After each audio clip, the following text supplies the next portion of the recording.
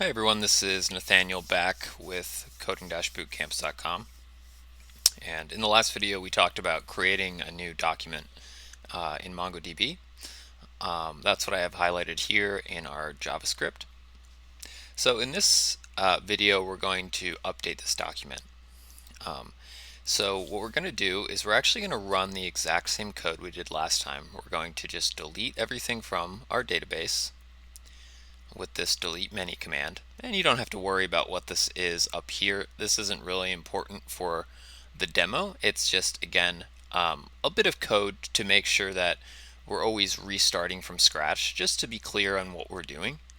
So this time we're going to do exactly what we did last time. We're going to create a new document and we're going to print out some messages to tell us that it gets created. Easy. The next thing we're going to do is we're going to come down here and I'm going to uncomment a bit of code that's going to allow us to update our document. It's a really small snippet of code here. And I would advise just to focus less on the syntax, like what the actual command structure is, and just think more about what the command is doing, because you can always come back and reference exactly how to write the command. The important thing here is that we're going to update this exact entity, this document that we just created. So if you look here, we created this document with an email of johnsmith@example.com and a first name of John. Okay, so what we're going to do down here is we're going to update this document and we're going to give to this update one function two parameters. Okay, the first parameter is a JSON object, and it's really simple. All we're doing is we're specifying what are we looking for in our database. We could have a lot of documents. We could have hundreds of thousands of documents in there. And we want to ask, what is it that we're looking for? Well, let's look for an email, johnsmith@example.com. Okay. The next thing we want to say is we want to tell Mongo what we want to change in this document.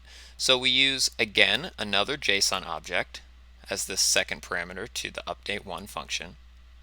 This is just a little instruction that's telling Mongo that you want to update a field in the data.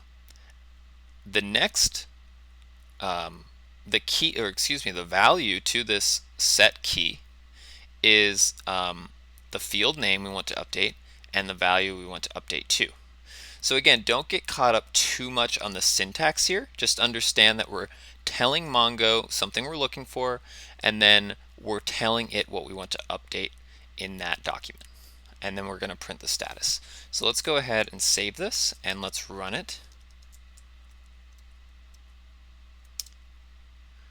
Great. So we see that we created a new document, and we said done.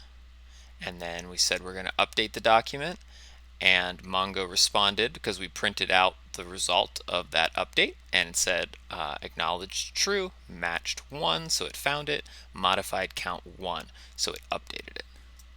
Great. And in the next video we're going to talk about reading a document, this next bit of code here. Thank you.